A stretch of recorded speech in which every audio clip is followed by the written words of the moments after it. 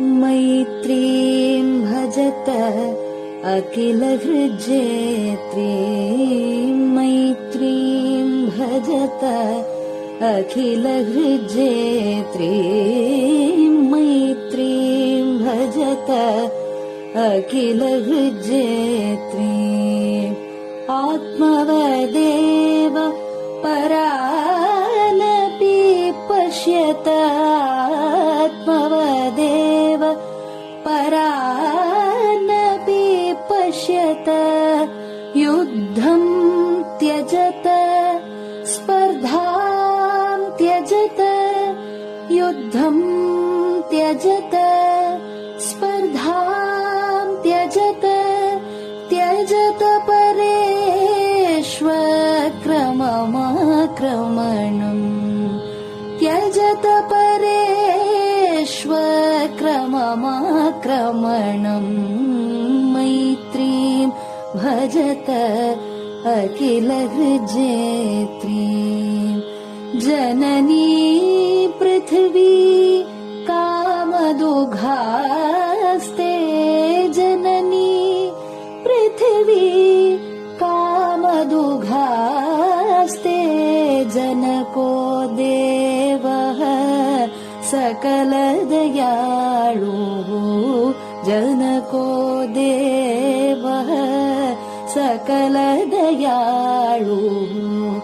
दाम्यत दत्त दयध्वं जनतां, दाम्यत दत्त दयध्वं जनतां। श्रेयो भूयात् सकलजनानां, श्रेयो भूयात् सकलजनानां, श्रेयो भूयात् सकलजनानां, श्रेयो भूयात् सकलजनानां, श्रेयो भूयात् सकलजनानां।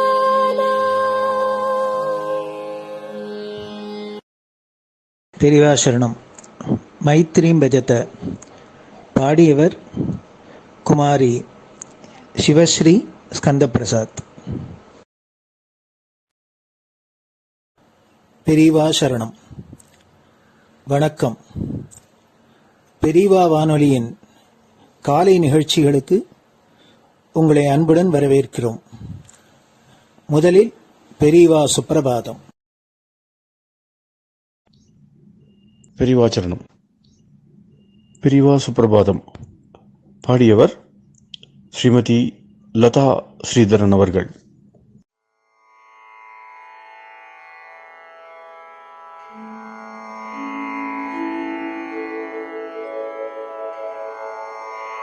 मायात्रियामासु निमीलिताक्षम्, लोकत्रियामासु विनिद्रमेनम्। लोकस्य रीत्या हि निबोधयामि, साक्षात् गुरुं चन्दिरशेखरेन्द्रम्, साक्षात् गुरुं चन्दिरशेखरेन्द्रम्। प्रातः सरोजकुसुमानि विहाय निद्राम्, बालारुणातपसुवर्णमयानि नित्यम्। कूजन्मरालकलहं सरवैः स्तुवन्ति, श्रीचन्द्रशेखर गुरो तव सुप्रभातम्, श्रीचन्द्रशेखर गुरो तव सुप्रभातम्। भृङ्गाश्च पीतमधुमत्तविलासिनिभिः युक्ताः सरोजवनजातसुरेणुपीताः, त्वां स्तुवन्ति मधुरैः कलगुञ्जनैः स्वैः। श्रीचन्द्रशेखर गुरो तव सुप्रभातम्, श्रीचन्द्रशेखर गुरो तव सुप्रभातम् ये लालवङ्गनवमालति मल्लिकाद्याः गन्धीनि नित्यममलानि लता सुमानि अर्चन्ति पल्लवकरैर्विनता गृहीत्वा श्रीचन्द्रशेखर गुरो तव सुप्रभातम् श्रीचन्द्रशेखर गुरो तव सुप्रभातम् तुभ्यं रसालकदलीपनसादिवृक्षा कूजन्द्विगङ्गनिवगैर्मधुरं स्तुवन्तः माद्वीकसङ्गमधुरं फलमुद्वहन्ति श्रीचन्द्रशेखर गुरो तव सुप्रभातम् श्रीचन्द्रशेखर गुरो तव सुप्रभातम् कावेरि वारिकृतमञ्जनपूतदेहा वेदादिमन्त्रनिवगैर्मुखरीकृताशा विप्रास्तुवन्ति सततं नतमस्तकात्माम्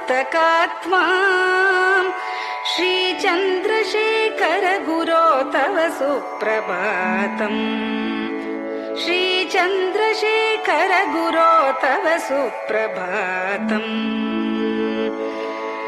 भक्ताश्च ते विहितकर्मचया विशुद्धाः भक्त्यार्जिताखिल विशिष्टफलैकहस्ताः त्वद्दर्शनमगकरं परिलब्धुकामाः श्रीचन्द्रशेखर गुरो तव सुप्रभातम् श्रीचन्द्रशेखर गुरो तव सुप्रभातम् भूत्यासितेन वपुषा भुविशैव तत्त्वम् शक्त्यार्पितेन मनसा वरशाक्ततत्त्वम् नारायणेति वदता वदनेन विष्णोः तत्त्वं त्वया प्रकटितं तव सुप्रभातम् तत्त्वं त्वया प्रकटितं तव सुप्रभातम् स्वामिन् पदाब्जमधुपा इव भक्तलोकाः सेवां विधातुमधुना तव जागरूकाः उत्तिष्ठ पङ्कजपदानि निधाय भूमौ पूर्वं वदामि विनतस्तव सुप्रभातम् पूर्वं वदामि विनतस्तव सुप्रभातम् इत्यष्टकं शुभकरं कलिकल्मषघ्नम् भक्तेन केनचिदहो परिजल्पितं च उत्थाय जल्पति नरो विनत प्रभाते सन्मङ्गलानि लभते बहुधातिशीघ्रम् सन्मङ्गलानि लभते बहुधातिशीघ्रम् सन्मङ्गलानि लभते बहुधातिशीघ्रम्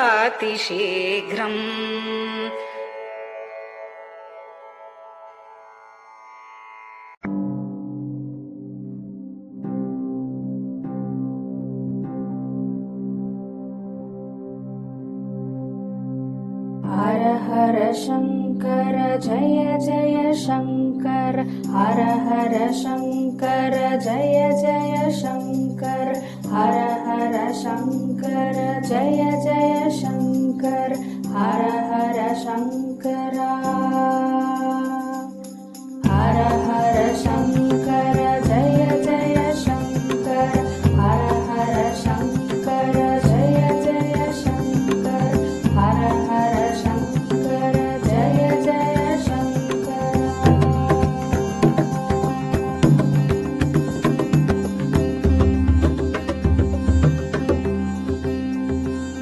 श्रुति स्मृति पुराणानाम्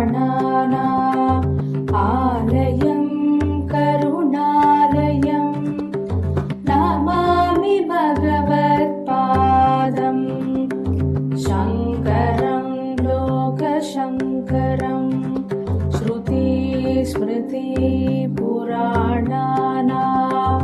आलयं करुणालयं नमामि भगवत्पादम् शङ्करं लोकशङ्करम् हर हर शङ्कर जय जय शङ्कर हर हर शङ्कर जय जय शङ्कर हर हर शङ्कर जय जय शङ्कर हर हर शङ्कर हर हर शङ्कर जय जय शङ्कर हर हर शङ्कर जय जय शङ्कर हर हर शङ्कर जय जय शङ्कर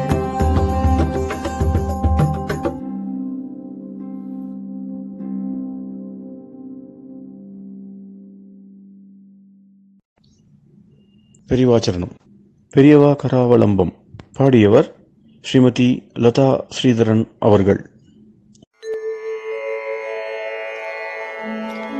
प्रातः स्मरामि भवदीयमुखारविन्दम् मन्दस्मितं च जनितापहरं जनानाम् प्रातः स्मरामि भवदीयमुखारविन्दम् मन्दस्मितं च जनितापहरं जनानाम् सम्पत्करीं च भवतोऽत्र कटाक्षलक्ष्मीं काञ्चीमठेश मम देहि करावलम्बम् सम्पत्करीं च भवतोऽत्र कटाक्षलक्ष्मीं काञ्चीमठेश मम देहि करावलम्बम् काञ्चीमठेश मम देहि करावलम्बम् काञ्चीमठेश मम देहि करावलम्बम् काञ्चीमठेश मम देहि करावलम्बम् प्रातः स्मरामि कलिदोषहराणि यानि हृद्यानि दिव्यमधुराणि मनोहराणि प्रातः स्मरामि कलिदोषहराणि यानि हृद्यानि दिव्यमधुराणि मनोहराणि वाक्यानि तेऽध्यवदनाम्बुजनिर्गतानि काञ्चीमठेश मम देहि करावलम्बम् वाक्यानि तेऽध्यवदनाम्बुजनिर्गतानि काञ्चीमठेश मम देहि करावलम्बम् काञ्चीमठेश मम देहि करावलम्बम् काञ्चीमठेश मम देहि करावलम्बम् काञ्चीमठेश मम देहि करावलम्बम् वक्षस्थलं विमलहेम समानवर्णम् भस्माङ्कितं जनमनोहर कुङ्कुमाक्तम् वक्षस्थलं विमलहेम समानवर्णम् भस्माङ्कितं जनमनोहर कुङ्कुमाक्तम् प्रातः स्मरामि भवतोऽत्र चिरं महात्मन् काञ्चीमठेश मम देहि करावलम्बम् प्रातः स्मरामि भवतोऽत्र चिरं महात्मन् काञ्चीमठेश मम देहि करावलम्बम् काञ्चीमठेश मम देहि करावलम्बम् काञ्चीमठेश मम देहि करावलम्बम् काञ्चीमठेश मम देहि करावलम्बम् मत्तेभतुल्यगमनं च निरीक्ष्यतेऽद्य यात्वा वनान्तरमनन्तगजाश्च लीनाः मत्तेभतुल्यगमनं च निरीक्ष्यतेऽद्य यात्वा वनान्तरमनन्तगजाश्च लीनाः प्रातः स्मरामि गजराजगतिं तवेदम् काञ्चीमठेश मम देहि करावलम्बम् प्रातः स्मरामि गजराजगतिं तवेदम् काञ्चीमठेश मम देहि करावलम्बम् काञ्चीमठेश मम देहि करावलम्बम् काञ्चीमठेश मम देहि करावलम्बम् काञ्चीमठेश मम देहि करावलम्बम् दक्षेण दण्डमवलम्ब्य सदैतरेण हस्तेन चारुकलशं च विराजमानम् दक्षेण दण्डमवलम्ब्य सदैतरेण हस्तेन चारुकलशं च विराजमानम् रक्ताम्बरं च तव चारु कटिं स्मरामि काञ्चीमठेश मम देहि करावलम्बम् रक्ताम्बरं च तव चारु कटिं स्मरामि काञ्चीमठेश मम देहि करावलम्बम् काञ्चीमठेश मम देहि करावलम्बम् काञ्चीमठेश मम देहि करावलम्बम् काञ्चीमठेश मम देहि करावलम्बम् विस्मृत्य दोषमखिलं च ममापराधम् त्रातुं च याध्य भगवन् कृतबद्ध दीक्षा विस्मृत्य दोषमखिलं च ममापराधम् त्रातुं च याध्य भगवन् कृतबद्ध दीक्षा प्रातः स्मरामि यतिपुङ्गवतेऽनुकम्पाम् काञ्चीमठेश मम देहि करावलम्बम्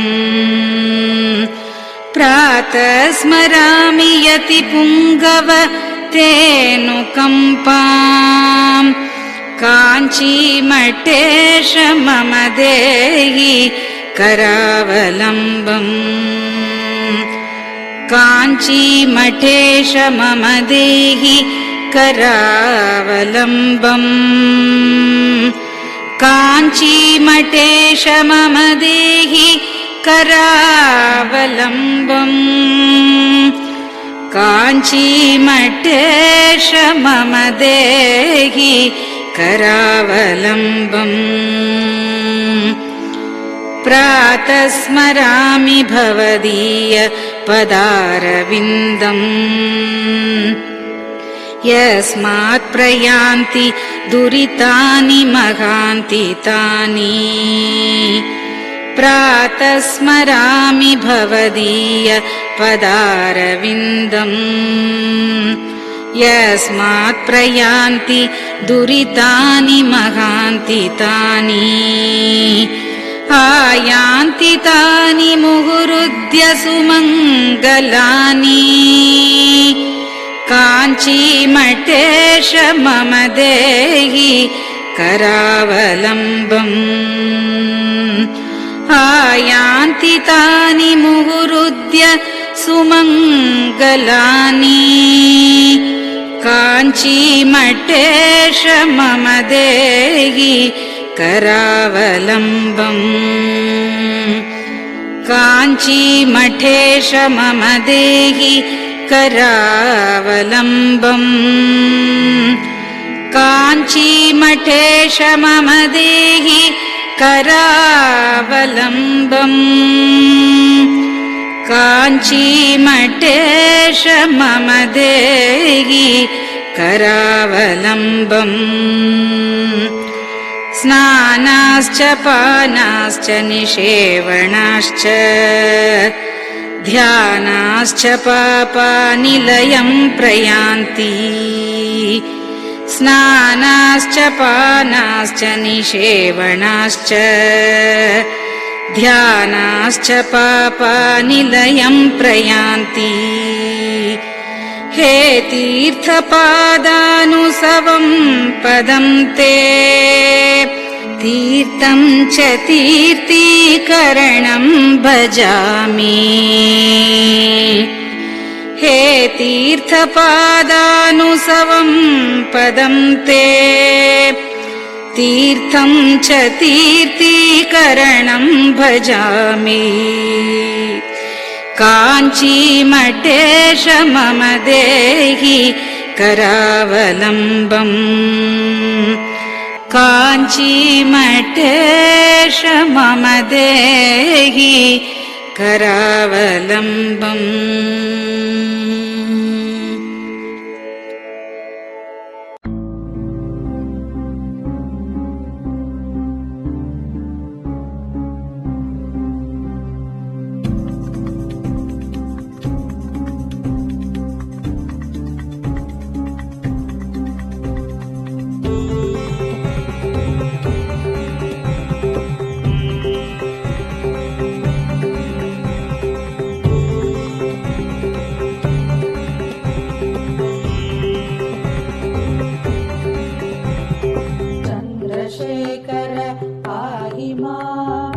चन्द्रशेखर रक्ष मां चन्द्रशेखर पाहि मां जय चन्द्रशेखर रक्ष मां हर हर शम्भो शिव शिव शम्भो हर हर शम्भो शिव शिव शम्भो हर हर शम्भो शिव शिव शम्भो हर हर शम्भो शिव शिव शम्भो चन्द्रशेखर पाहि मां चन्द्रशेखर रक्ष मां चन्द्रशेखर पाहि मां जय चन्द्रशेखर रक्ष मां हर हर शम्भो शिव शिव शम्भो हर हर शम्भो शिव शिव शम्भो हर हर शम्भो शिव शिव शम्भो हर हर शम्भो शिव शिव शम्भो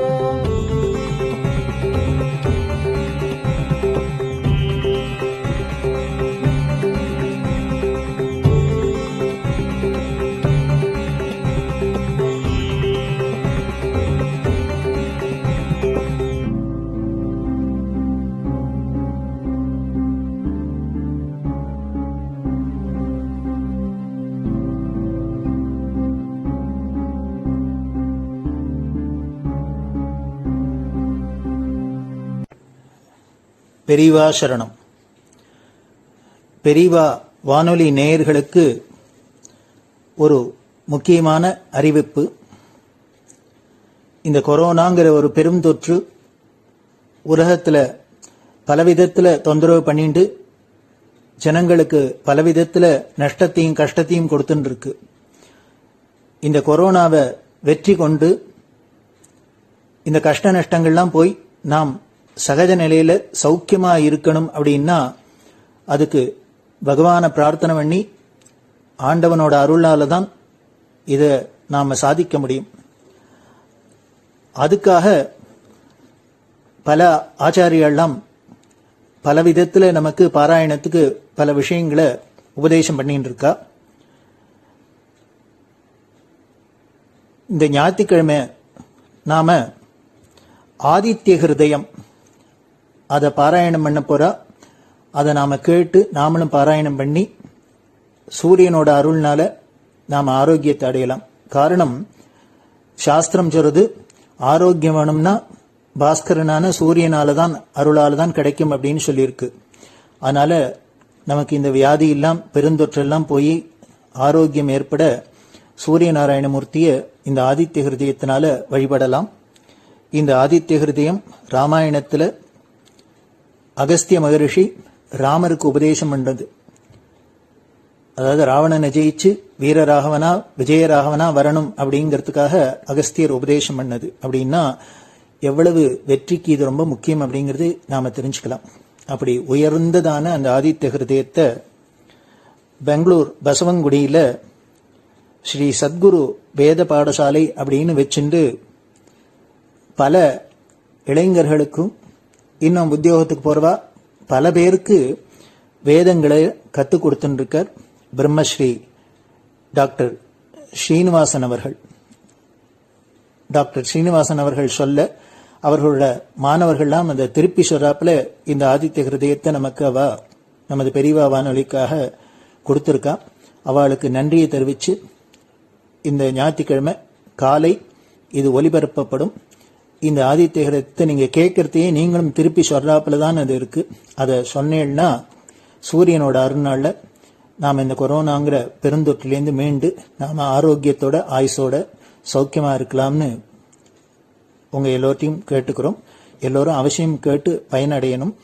மற்றவர்களையும் கேட்க முடியுமா நீங்க சொல்லணும். அதே போல இதை தொடர்ந்து வரும் வாரங்களில் ஒவ்வொரு வாரம் ஒவ்வொரு இது மாதிரி முக்கியமான ஸ்லோகங்கள் பல ஆச்சாரியர்கள்லாம் சொன்னதை நமக்கு வழங்கறதுக்கு இருக்கா. அதனால ஒவ்வொரு நாளும் ஒவ்வொரு ஸ்லோகங்கள் வரும். அதை எல்லோரும் கேட்டு திருப்பி பாராயணம் பண்ணி பலனடைய முடியுமா வேண்டி விரும்பி கேட்டுக்கிறோம். பெரியவா சரணம். ஓம் ஸ்ரீ குருப்யோ நமஹ. ஹரிஹி ஓம். ஸ்ரீ சத்குரு பரபிரம்ம தேவதாப்யோ நமஹ. अथ श्री आदित्य हृदय स्तोत्रम्.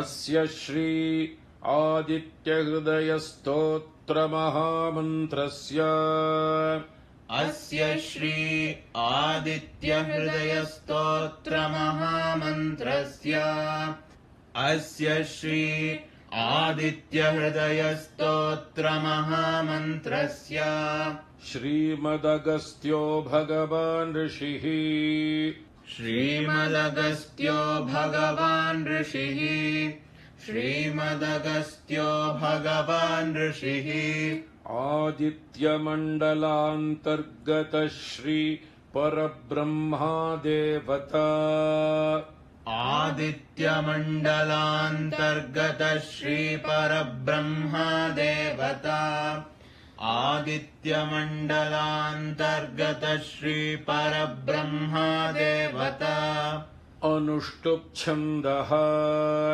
अनुष्टुप् छन्दः अनुष्टुप् छन्दः निरस्ताशेषविघ्नतया ब्रह्मविद्या सिद्धौ च सर्वत्र जय सिद्धौ च पारायणे विनियोगः निरस्ताशेषविघ्नतया ब्रह्मविद्या सिद्धौ च सर्वत्र जय सिद्धौ च पारायणे विनियोगः निरस्ताशेषविघ्नतया ब्रह्मविद्या सिद्धौ च सर्वत्र जय सिद्धौ च पारायणे विनियोगः ध्यानम्. ॐ जपाकुसुमसङ्काशङ्काश्यपेयं महाद्युतिम् जपाकुसुमसङ्काशङ्काश्यपेयं महाद्युतिम् जपाकुसुमसङ्काशङ्काश्यपेयं महाद्युतिम् तपोरिं सर्वपापघ्नं प्रणतोऽस्मि दिवाकरम् तमोरिं सर्वपापघ्नं प्रणतोऽस्मि दिवाकरम् तमोरिं सर्वपापघ्नं प्रणतोऽस्मि दिवाकरम् ॐ ततो युद्धपरिश्रान्तं समरे चिन्तया स्थितम् ॐ ततो युद्धपरिश्रान्तं समरे चिन्तया स्थितम् ततो युद्धपरिश्रान्तं समरे चिन्तया स्थितम् रावणं चाग्रतो दृष्ट्वा युद्धाय समुपस्थितम् रावणं चाग्रतो दृष्ट्वा युद्धाय समुपस्थितम् रावणं चाग्रतो दृष्ट्वा युद्धाय समुपस्थितम् दैवतैश्च समागम्य द्रष्टुमभ्यागतोरणम् दैवतैश्च समागम्य द्रष्टुमभ्यागतोरणम् दैवतैश्च समागम्य द्रष्टुमभ्यागतोरणम् उपागम्याब्रवीद्राममगस्त्यो भगवान् ऋषिः उपागम्याब्रवीद्राममगस्त्यो भगवान् ऋषिः उपागम्याब्रवीद्राममगस्त्यो भगवान् ऋषिः राम राम महाबाहो शृणु गुह्यं सनातनम् राम राम महाबाहो शृणु गुह्यं सनातनम् राम राम महाबाहो शृणु गुह्यं सनातनम् येन सर्वानरीन् वत्स समरे विजयिष्यसि येन सर्वानरीन् वत्स समरे विजयिष्यसि येन सर्वानरीन् वत्स समरे विजयिष्यसि आदित्यहृदयं पुण्यं सर्वशत्रुविनाशनम् आदित्यहृदयं पुण्यं सर्वशत्रुविनाशनम् आदित्यहृदयं पुण्यं सर्वशत्रुविनाशनम् जयावहं जपेन्नित्यमक्षय्यं परमं शिवम् जयावहं जपेन्नित्यमक्षय्यं परमं शिवम् जयावहं जपेन्नित्यमक्षय्यं परमं शिवम् सर्वमङ्गलमाङ्गल्यं सर्वपापप्रणाशनम् सर्वमङ्गलमाङ्गल्यं सर्वपापप्रणाशनम् सर्वमङ्गलमाङ्गल्यं सर्वपापप्रणाशनम् चिन्ताशोकप्रशमनमायुर्वर्धनमुत्तमम् चिन्ताशोकप्रशमनमायुर्वर्धनमुत्तमम् चिन्ताशोकप्रशमनमायुर्वर्धनमुत्तमम् रश्मिमन्तं समुद्यन्तं देवासुरनमस्कृतम् रश्मिमन्तं समुद्यन्तं देवासुरनमस्कृतम् रश्मिमन्तं समुद्यन्तं देवासुरनमस्कृतम् पूजयस्व विवस्वन्तं भास्करं भुवनेश्वरम् पूजयस्व विवस्वन्तं भास्करं भुवनेश्वरम् पूजयस्व विवस्वन्तं भास्करं भुवनेश्वरम् ॐ सर्वदेवात्मको ह्येष तेजस्वी रश्मिभावनः ॐ सर्वदेवात्मको ह्येष तेजस्वी रश्मिभावनः सर्वदेवात्मको ह्येष तेजस्वी रश्मिभावनः एष देवासुरगणाल्लोकान् पाति गभस्तिभिः एष देवासुरगणाल्लोकान् पाति गभस्तिभिः एष देवासुरगणाल्लोकान् पाति गभस्तिभिः एष ब्रह्मा च विष्णुश्च शिवः स्कन्दः प्रजापतिः एष ब्रह्मा च विष्णुश्च शिवः स्कन्दः प्रजापतिः एष ब्रह्मा च विष्णुश्च शिवः स्कन्दः प्रजापतिः महेन्द्रो धनदः कालो यमः सोमो ह्यपाम्पतिः महेन्द्रो धनदः कालो यमः सोमो ह्यपाम्पतिः महेन्द्रो धनदः कालो यमः सोमो ह्यपाम्पतिः पितरो वसवः साध्या ह्यश्विनौ मरुतो मनुः पितरो वसवः साध्या ह्यश्विनौ मरुतो मनुः पितरो वसवः साध्या ह्यश्विनौ मरुतो मनुः वायुर्वह्निः प्रजा प्राणऋतुकर्ता प्रभाकरः वायुर्वह्निः प्रजा प्राणऋतुकर्ता प्रभाकरः वायुर्वह्निः प्रजा प्राणऋतुकर्ता प्रभाकरः आदित्यः सविता सूर्यः खगः पूषा गभस्तिमान् आदित्यः सविता सूर्यः खगः पूषा गभस्तिमान् आदित्यः सविता सूर्यः खगः पूषा गभस्तिमान् सुवर्णसदृशो भानुः स्वर्णरेता दिवाकरः सुवर्णसदृशो भानुः स्वर्णरेता दिवाकरः सुवर्णसदृशो भानुः स्वर्णरेता दिवाकरः हरिदश्वः सहस्रार्चिः सप्तसप्तिर्मरीचिमान् हरिदश्वः सहस्रार्चिः सप्तसप्तिर्मरीचिमान् हरिदश्वः सहस्रार्चिः सप्तसप्तिर्मरीचिमान्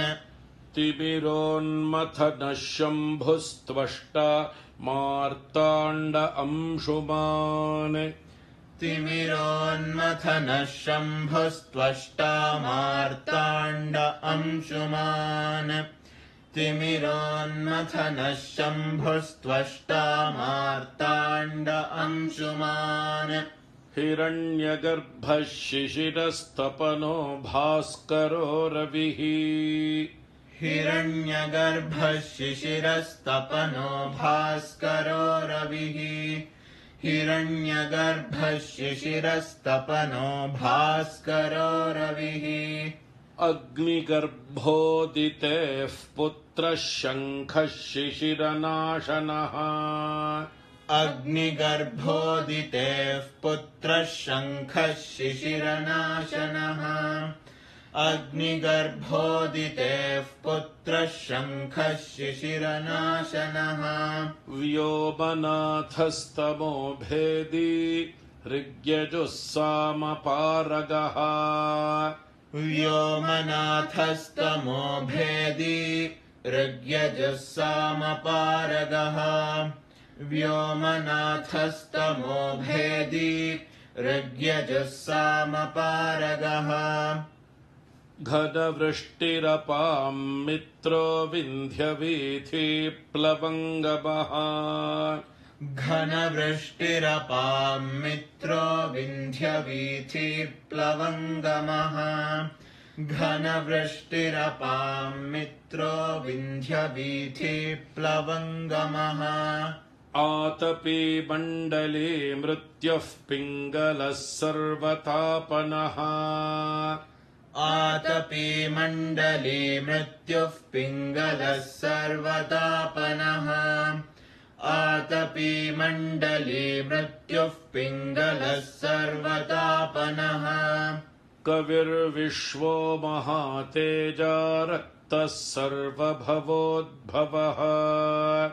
कविर्विश्वो महातेजा रक्तः सर्वभवोद्भवः कविर्विश्वो महातेजा रक्तः सर्वभवोद्भवः नक्षत्रग्रहताराणामधिपो विश्वभावनः नक्षत्रग्रहताराणामधिपो विश्वभावनः नक्षत्रग्रहताराणामधिपो विश्वभावनः तेजसामपि तेजस्वी द्वादशात्मन्नमोऽस्तु ते तेजसामपि तेजस्वी द्वादशात्मन्नमोऽस्तु ते तेजसामपि तेजस्वी द्वादशात्मन्नमोऽस्तु ते नमः पूर्वाय गिरये पश्चिमायाद्रये नमः नमः पूर्वाय गिरये पश्चिमायाद्रये नमः नमः पूर्वाय गिरये पश्चिमायाद्रये नमः ज्योतिर्गणानां पतये दिनाधिपतये नमः ज्योतिर्गणानां पतये दिनाधिपतये नमः ज्योतिर्गणानां पतये दिनाधिपतये नमः जयाय जय भद्राय हर्यश्वाय नमो नमः जयाय जय भद्राय हर्यश्वाय नमो नमः जयाय जय भद्राय हर्यश्वाय नमो नमः नमो नमः सहस्रांशो आदित्याय नमो नमः नमो नमः सहस्रांशो आदित्याय नमो नमः नमो नमः सहस्रांशो आदित्याय नमो नमः नम उग्राय वीराय सारंगाय नमो नमः नम उग्राय वीराय सारंगाय नमो नमः नम उग्राय वीराय सारंगाय नमो नमः नमः पद्मप्रबोधाय मार्ताण्डाय नमो नमः नमः पद्मप्रबोधाय मार्ताण्डाय नमो नमः नमः पद्मप्रबोधाय मार्ताण्डाय नमो नमः ब्रह्मेशानाच्युतेशाय सूर्यायादित्यवर्चसे ब्रह्मेशानाच्युतेशाय सूर्यायादित्यवर्चसे ब्रह्मेशानाच्युतेशाय सूर्यायादित्यवर्चसे भास्वते सर्वभक्षाय रौद्राय वपुषे नमः भास्वते सर्वभक्षाय रौद्राय वपुषे नमः भास्वते सर्वभक्षाय रौद्राय वपुषे नमः तमोघ्नाय हि मघ्नाय शत्रुघ्नायामितात्मने तमोघ्नाय हि मघ्नाय शत्रुघ्नायामितात्मने तमोघ्नाय हि मघ्नाय शत्रुघ्नायामितात्मने कृतघ्नघ्नाय देवाय ज्योतिषां पतये नमः कृतघ्नघ्नाय देवाय ज्योतिषां पतये नमः कृतघ्नघ्नाय देवाय ज्योतिषां पतये नमः तप्तचामीकराभाय वह्नये विश्वकर्मणे तप्तचामीकराभाय वह्नये विश्वकर्मणे तप्तचामीकराभाय वह्नये विश्वकर्मणे नमस्तमोभिनिघ्नाय रुचये लोकसाक्षिणे नमस्तमोभिनिघ्नाय रुचये लोकसाक्षिणे नमस्तमोभिनिघ्नाय रुचये लोकसाक्षिणे तप्तचामीकराभाय वह्नये विश्वकर्मणे तप्तचामीकराभाय वह्नये विश्वकर्मणे तप्तचामीकराभाय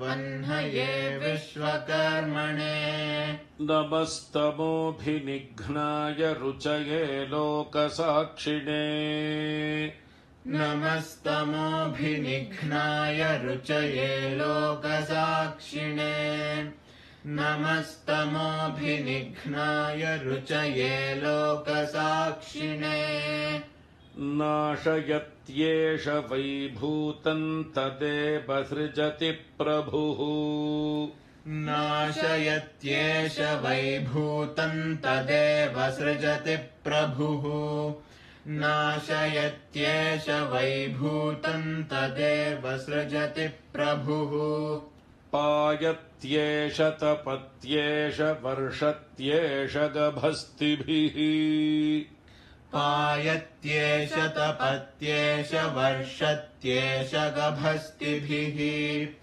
पायत्येष तपत्येष वर्षत्येष गभस्तिभिः एष सुप्तेषु जागर्ति भूतेषु परिनिष्ठितः एष सुप्तेषु जागर्ति भूतेषु परिनिष्ठितः एष सुप्तेषु जागर्ति भूतेषु परिनिष्ठितः एष चैवाग्निहोत्रं च फलं चैवाग्निहोत्रिणाम् एष चैवाग्निहोत्रं च फलं चैवाग्निहोत्रिणाम् एष चैवाग्निहोत्रं च फलं चैवाग्निहोत्रिणाम् वेदाश्चक्रतवश्चैव क्रतूनां फलमेव च वेदाश्चक्रतवश्चैव क्रतूनां फलमेव च वेदाश्चक्रतवश्चैव क्रतूनां फलमेव च यानि कृत्यानि लोकेषु सर्व एष रविः प्रभुः यानि कृत्यानि लोकेषु सर्व एष रविः प्रभुः यानि कृत्यानि लोकेषु सर्व एष रविः प्रभुः एनमापत्सु कृच्छ्रेषु कान्तारेषु भयेषु च एनमापत्सु कृच्छ्रेषु कान्तारेषु भयेषु च एनमापत्सु कृच्छ्रेषु कान्तारेषु भयेषु च कीर्तयन् पुरुषः कश्चिन्नावसीदति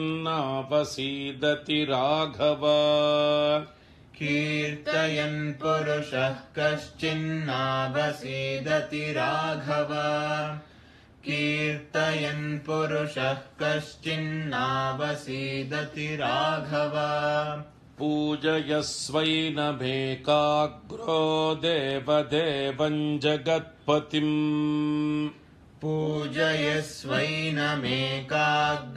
देवदेवं जगत्पतिम् पूजयस्वैनमेकाग्रो देवदेवं जगत्पतिम् एतत्त्रिगुणितं जप्त्वा युद्धेषु विजयिष्यसि एतत्त्रिगुणितं जप्त्वा युद्धेषु विजयिष्यसि एतत्त्रिगुणितं जप्त्वा युद्धेषु विजयिष्यसि अस्मिन् क्षणे महाबाहो रावणं त्वं वधिष्यसि अस्मिन् क्षणे महाबाहो रावणं त्वं वधिष्यसि अस्मिन् क्षणे महाबाहो रावणं त्वं वधिष्यसि एवमुक्त्वा तदागस्त्यो जगाम च यथागतम् एवमुक्त्वा तदागस्त्यो जगाम च यथागतम् एवमुक्त्वा तदागस्त्यो जगाम च यथागतम् एतच्छ्रुत्वा महातेज नष्टशोको भवत्तदा एतच्छ्रुत्वा महातेजा नष्टशोको भवत्तदा एतच्छ्रुत्वा महातेजा नष्टशोको भवत्तदा धारयामास सुप्रीतो राघवः प्रयतात्मवान् धारयामास सुप्रीतो राघवः प्रयतात्मवान् धारयामास सुप्रीतो राघवः प्रयतात्मवान् आदित्यं प्रेक्ष्य जप्त्वा तु परं हर्षमवाप्तवान् आदित्यं प्रेक्ष्य जप्त्वा तु परं हर्षमवाप्तवान्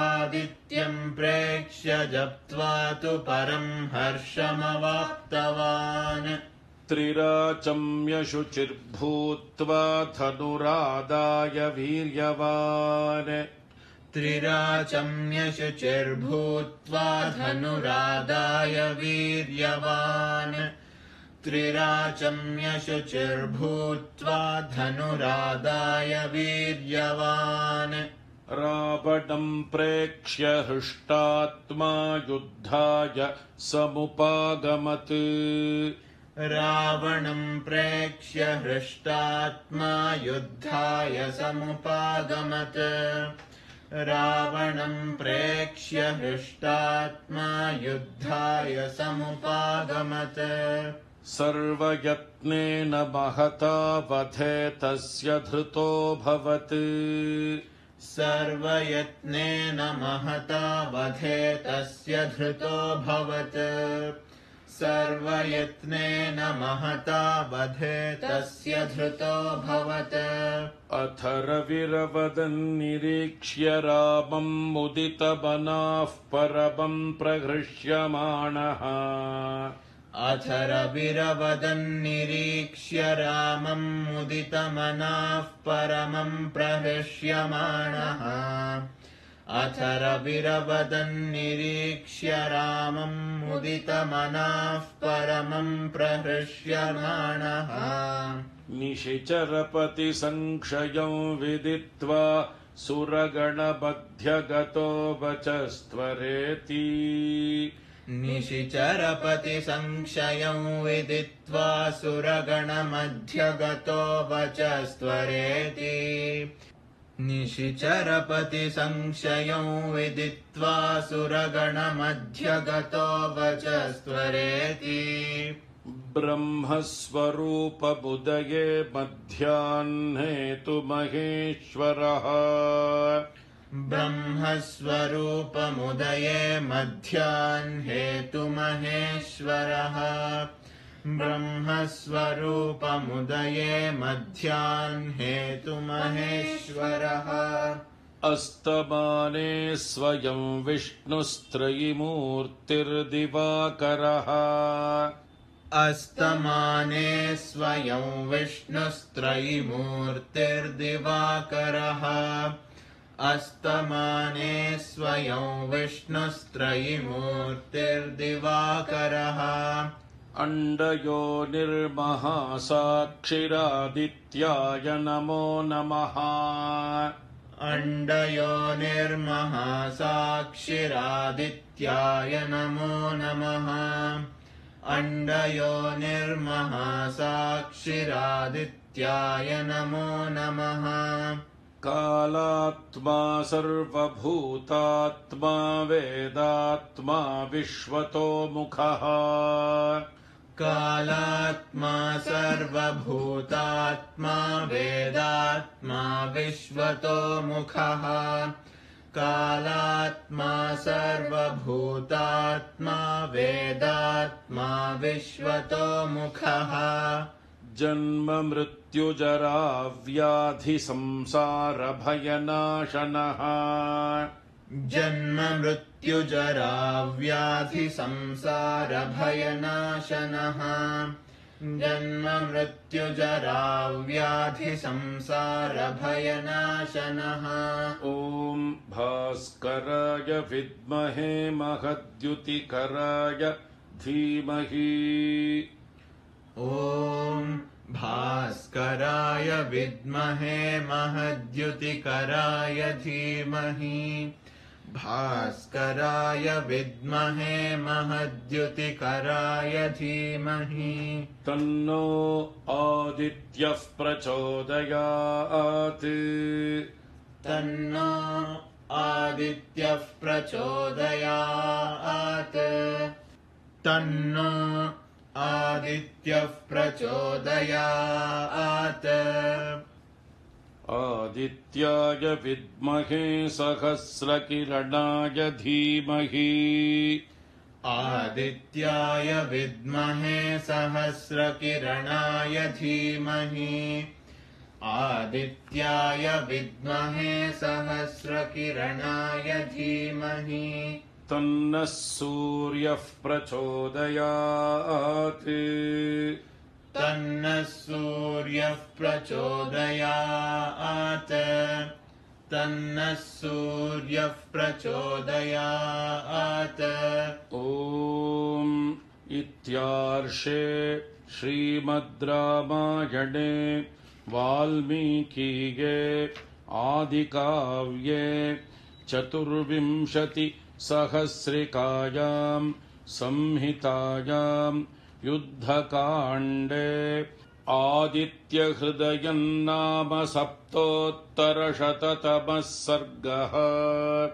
ॐ शान्तिः शान्तिः शान्तिः। श्रीगुरुभ्यो नमः। हरिः ॐ। பெரியவா சரணம். நீங்கள் கேட்க இருப்பது பெரியவா குரல். மகா பெரியவா உபன்யாசங்களில் இருந்து சில பகுதிகள். எழுதி வாசித்தவர்கள், பேசினவர்கள் எல்லாரும் சொன்னது அவர்களுடைய உணர்ச்சி வசத்தினால சொல்லியிருக்கிறார்கள். எல்லாம் நல்லா தான் இருக்கு. ஆனால் அதில் எதுலேயும் ஏதாவது நமக்கு ஒரு குறை தோணினா அதை அவளுக்கு எடுத்து காட்டணும். அநேகமாக சொன்னால் எல்லாரும் ஒரு விஷயத்து கூட சேர்த்துட்டே வந்து ஒரு விஷயத்த மாத்திரம் சேர்த்துட்டே வந்து சொல்லியிருக்கா.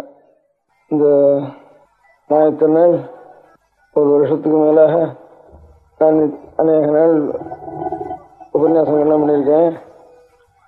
அந்த உபன்யாசங்களில் சொன்னபடி நாம் எல்லாரும் நடக்கணும். நாம் நடக்கிறது அந்த மாதிரி சொன்னபடி நடக்கிறது தான் அவர்களுக்கு நாம் செய்ய முடியாத கைமாறு பிரத்யுபகாரம். இந்த ஒரு அபிப்பிராயம் எல்லாரும் பேஷண்ட்டு சொல்லலை, அவாவா தனித்தனியாக ஒவ்வொருவரும் அந்த ஒரு அபிப்பிராயத்தை ஒன்று சேர்த்து சொல்லிட்டு இருக்கா. அது ஒன்று மாத்திரம் சொல்லாமல் இருந்தால் எனக்கு இன்னும் திருப்தியாக இருக்கும். ஏன்னா என்னுடைய திருப்திக்காக தான் இவ்வளவு எழுதி வாசிச்சிருக்கா, இவ்வளவு பேசியிருக்கா. அந்த ஒரு விஷயம் மாத்திரம் ஆனால் சொல்லிவிட்டா இனிமேல் சொல்லாமல் இருந்தால் திருப்தியாக இருக்குன்னு சொல்லி பிரயோஜனம் இல்லை. இனிமேல் அதை நினைக்காம இருந்தால் போகிறோம். இனிமேல் ஆக வேண்டிய காரியம் அதை நினைக்காம இருக்கணும்.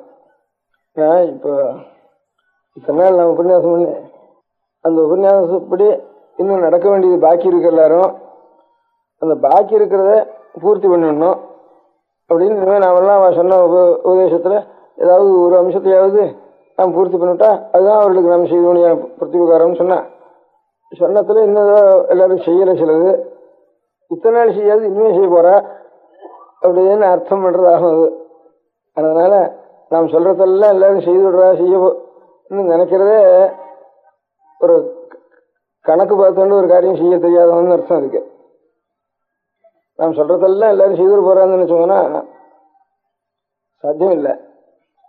இல்லை எவ்வளவோ அநேக இடைஞ்சல்கள் இருக்கும் உலகத்துல. முதல்ல நம்பிக்கை வரணும். நம்பிக்கை வந்ததுக்கு அப்புறம் முடியும், சில காரியம் முடியும், சில காரியம் முடியாது. அந்த மாதிரி அநேக காரியங்கள் இருக்கு. அதனால எல்லாருடைய வாழ்க்கைகளையும் அடியோடு மாற்றிடுவோம்னு நினைச்சுண்டு ஒரு காரியத்துக்கு பிரவர்த்திச்சாலன்னா அதே அவளுக்கு சரியா பட்ஜெட் போட தெரியல, சரியா பிளான் போட தெரியலன்னு அர்த்தம். அதனால ஆனா உலகத்துல சில பேர்னால சிலருடைய உபதேசங்கள்னாலேயோ சிலருடைய நூல்கள்னாலேயோ உலகத்துல இன்னும் சிலருடைய வாழ்க்கை முறை மாறுகிறது என்பது சில இடங்கள்ல பார்க்கிறோம். அநேக மதஸ்தாபர்கள் பூர்வத்தில் இருந்திருக்கா. அந்த மதஸ்தாபர்களால அநேக மாறுதல்கள் ஒரு காலங்களில் ஒரு புரட்சிகள் நடந்திருக்கு என்பது வாஸ்தவம் தான். ஆனா என்ன அபிப்பிராயம், அதெல்லாம் அவர்களுடைய உபன்யாசத்தினால நடக்கல. உபன்யாசத்தினால ஒண்ணுமே நடக்காது அப்படின்னு அபிப்பிராயம் எனக்கு.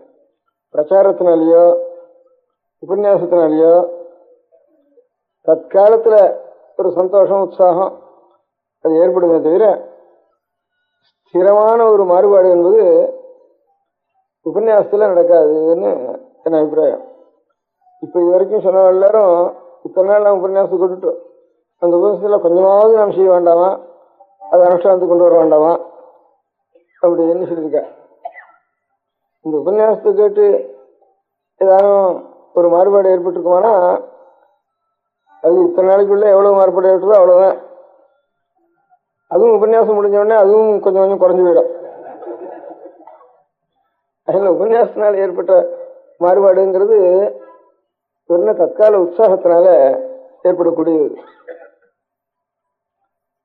அதனால இதை நான் பார்த்திருந்தா தப்பு.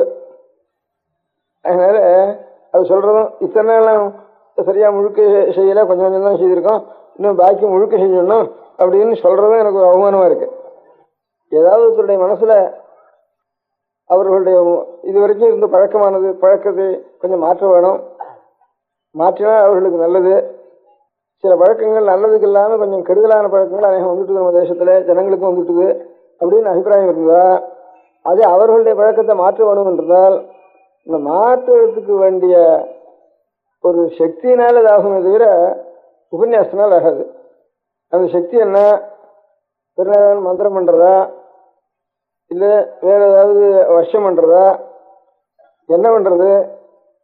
இது வரைக்கும் எங்கேயாவது உலகத்துல அநேக ஒரு மனுஷனுடைய வாழ்க்கையோ நல்வழி கொஞ்சம் அவனுடைய முறையை மாற்றி கொஞ்சம் வேற தினசாக கொண்டு வந்திருக்கிறதோ இது வரைக்கும் என்ன மாதிரி நடந்திருக்குன்னா, யாருக்கு ஜனங்களுடைய ஒரு பழக்கங்கள்லாம் நல்ல பழக்கமாகணும், அவர்களெல்லாம் நல்ல க்ஷேமத்தை அடையணும் அப்படிங்கிற எண்ணம் இருக்கோ அந்த நல்ல பழக்கத்தை தானே அனுஷ்டிக்கணும். உபன்யாசமே பண்ண வேண்டாம்.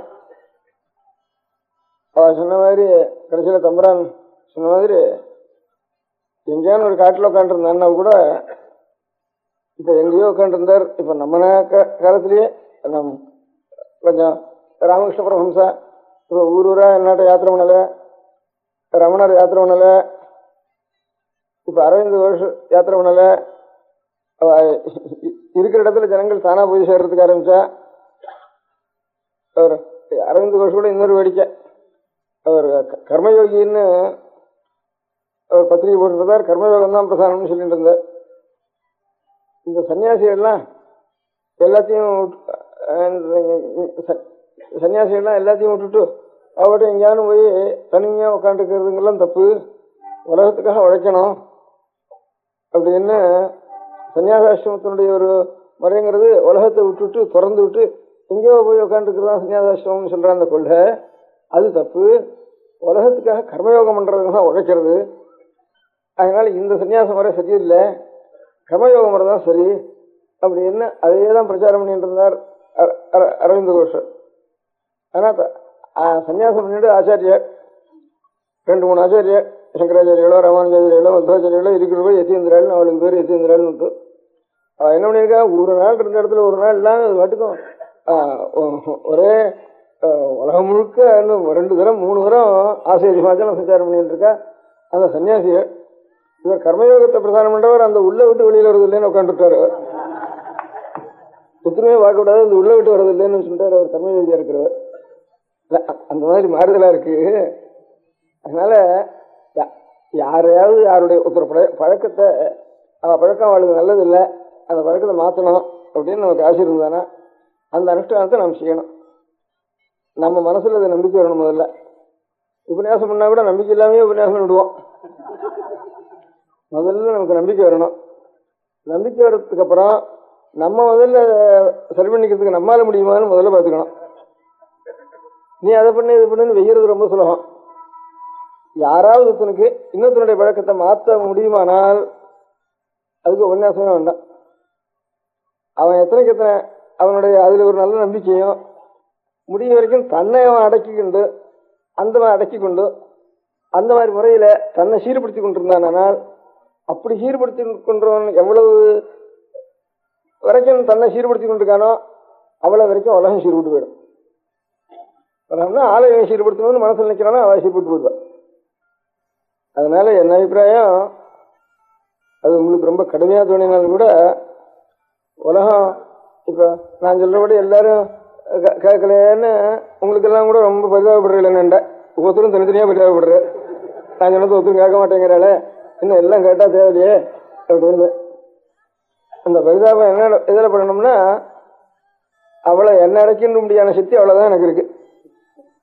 என்னை எவ்வளவு அடைக்கின்ற சக்தி எனக்கு இருக்கோ அது வரைக்கும் நீங்க எல்லாம் கொடுத்துருக்க. இன்னும் எவ்வளவு திரும்பணும்னு ஆசைப்படுறீங்களோ அவ்வளவு எனக்கு பேர் எனக்கு இருக்கு. நான் சுவாமியை பிரார்த்திக்கிறேன், இல்லை சுவாமி பிரார்த்திச்சுட்டு கஷ்டப்படுறதோ பிரயோசனப்படுறதோ எனக்காவது நான் சுத்தம் ஆயிட்டோன்னா நீங்க எல்லாரும் சுத்தம் விடுற உபன்யாசம் பண்ணதுனால பிரயோஜனம் இல்லை. ஆனா இப்ப நான் ஒரு வருஷம் உபன்யாசம் பண்ணிருந்தேன். இது வேலை கிட்ட வேலை உபன்யாசம் சத்திரம் 3 வருஷம் ஆகி வேலை வச்சிருக்கு அப்படின்னு எனக்கே தோன்றது. அவெல்லாம் சொன்ன மாதிரி பட்டத்துக்கு வரணும்னு ரொம்ப பேர் பிரார்த்திச்சா, ரொம்ப நாளா பிரார்த்திச்சா அப்படின்னு சொல்லிட்டு எவ்வளவு பேர் பிரார்த்திச்சாலும் எனக்கு என்ன பிடிவாதமா வரமாட்டேன்னு சொல்லிட்டு இருக்கிறது ஒரு பிடிவாத சுகங்கிறது ஒரு தப்பு தானே அப்படின்னு. அதுதான் என்னத்துக்கு அப்படின்னு இந்த பிடிவாதத்தையாவது விட்டுடுவோம் அப்படின்னு. பிடிவாதம்னு ஜனங்கள் நினைச்சிருந்தேன்னா அது ஒரு குறையா தோன்றது, அநேகம் பேருக்கு ஒரு குறையா தோன்றது. அது வரைக்கிட்டோம்ட்டு எல்லாரும் திருந்து வளாசி. நான் எல்லாரும் இத்தனை பேர் சரியா இனிமே சிக வச்சுண்டு சஞ்சாவனம் பண்ணிட்டு பிரம்மேக்கம் பண்ணிட்டு அப்படி இருந்தா தான் வருவேன்னு சொன்னா, நான் என்ன நினைச்சேன், அப்படியாவது சரி அது முடியாத காரியம் எப்படி வர்றதுன்னு தானா தள்ளி போட்டுருவாளுங்கிறதுக்காக சொன்னேன். தவிர இது நான் வரத்துக்காக இது பண்ணிட்டானா அது பிரயோஜனம் இல்லை, அது சாஸ்வதமா இருக்கும் இருக்காது. நான் போன உடனே அது சரியா போயிடும். அதனால இந்த காரணத்தினாலேயாவது உபயோகம் இல்லாத காரியத்துக்கு எதுக்காக கூப்பிடுறா பட்டணத்துக்கு நம்ம, அதனால பிரயோஜனம் இல்லாத காரியத்துக்கு நான் இது பண்ணுவானேன்னு சொல்லி ஏதாவது அவளுக்கு ஒரு சமாதானப்படுத்தி பண்ணலாம்ங்கிறதுக்காக இது சொன்னது. அப்புறம் வெறும் பிடிவாதத்து பிடிச்சுட்டு உட்காந்துருக்கேன்னு சொன்னா அது வேண்டாம்னு வருது. ஆனா வந்ததுக்கு அப்புறம் வெறும் நித்தியங்காலம் தான் உபன்யாசம் பண்ணிட்டு இருப்பானே. ஒரு மாசம் 1.5 மாசம் வரைக்கும் அதிகமா ஒன்றும் சொல்லலாம். அதுக்கப்புறம் இது என்னத்துக்கு இந்த உபன்யாசம் ராத்திரி முழுக்க இதெல்லாம் ஒரு கச்சேரி மாதிரி இருக்கு, அழகா இருக்கு, கேட்கறதுக்கு திருப்தியா இருக்கு. அது எதுக்காக இந்த காரியம் செய்யணும் அப்படின்னா, அது நான் நினைச்சேனோ இல்லையா தானா ஒரு பிரயோஜனம் ஏற்பட்டிருக்கு. எனக்கு தானே ஒரு சந்தேகம் தானே, ஒரு புஸ்தகத்துல சந்தேகம், ஒரு பதத்துக்கு அர்த்தம் தெரியல, இந்த பச்சளைக்கு ஏதோ ஒரு பாஷையில புரியாத பாஷையில் இருக்கு, ஒரு பச்சளைக்கு அர்த்தம் என்ன பேர் என்ன அப்படிங்கிறதெல்லாம் சந்தேகம் தானே. வேறு தானே ஒரு பாஷையில ஒரு பதத்துக்கு அர்த்தம் தெரியலன்னா நாம் அதை தேடி கண்டுபிடிக்கிறதுன்னா ஒரு 10 நாள் ஆகுது. ஒரு 10 பேர் 20 பேர் உட்காந்துட்டு இருந்தானா அந்த சமயத்தில் எடுத்து போட்டா சட்டுன்னு எந்த சந்தேகம் இருந்தாலும் ஒவ்வொருத்தருக்கும் ஒவ்வொன்று தெரிஞ்சிருக்கு. உடனே அதுக்கு தெளிவு ஏற்பட்டு போயிடுறது. அந்த மாதிரி ஜனங்கள்லாம் நிறைய பட்டணத்துல வந்து கூடியிருக்கா. இப்போ படிச்சவாளும் நிறைய கூடியிருக்கா, சாஸ்திரத்துல படிச்சவாளும் கூடியிருக்கா, லௌகிகத்துல படிச்சவாளும் கூடியிருக்கா, அன்னைக்கு பாஷையில் படிச்சவாளும் கூடியிருக்கா. இந்த மாதிரி கூடியிருக்கிற இடத்துல நாம் சில அபிப்பிராயங்கள்லாம் வச்சுட்டு இருக்குவேன். இந்த அபிப்பிராயங்கள்லாம் சரியா ஏறுறதா, எல்லாரும் சரியா எடுத்துக்கிறாளா? முதல்ல அபிப்பிராயம் சரியா இருந்தா அப்புறம் அந்த அபிப்பிராயத்துல நமக்கு நம்பிக்கை வருதா, அதுக்கப்புறம் நாம அனுஷ்டானம் பண்ண முடியுறதாங்கிறது அப்புறம் பின்னால பார்த்துக்கும். அந்த மாதிரி நமக்கும் திடமான நம்பிக்கை வந்து நாமும் நம்ம அடைக்கிண்டு நம்ம அனுஷ்டானம் பண்ண முடியாத சக்தி வந்ததுதானே அப்ப ஏதாவது நான் ஆரண்ட பிரியமா இருக்கும், அவளுக்கும் கொஞ்சம் அந்த சக்தி அவளுக்கும் வரும். அது இல்லாம நீ அதை பண்ண இதை பண்ணுன்னு சொல்லிட்டு இருந்தோம்னா பிரயோஜனம் இல்லாத காரியம். நான் ஏதாவது சொல்லியிருந்தா கூட அதெல்லாம் ஆபீஸ் வாங்கிடுறேன். அதனால நான் வந்ததுல எனக்கு ஒரு பிரயோஜனம் ஏற்பட்டது. நிறைய என்னென்னமோ அபிப்பிராயங்கள் ரொம்ப நாளா இருக்கிறதுல தோணிலே இருந்தது. அதெல்லாம் நிச்சயம் ஆயிரக்கணக்கான ஜனங்களை வச்சுண்டு அப்படியே அநேகமா படிச்ச ஜனங்களையும் வச்சுண்டு சொல்லிகிட்டே இருந்தோம்னா அவன் அநேக உபன்யாசங்களே நான் இது அப்படிதானா இப்படிதானே நானே எனக்கு சந்தேகத்தை கேள்வி கேட்டு அநேகம் பேர் அது சொல்லியும் இருக்கேன். பாதி உபன்யாசம் நான் கேட்டு அவ பதில் சொல்ல முடியாத உபன்யாசங்கள் தான் பாதி இருந்திருக்கு.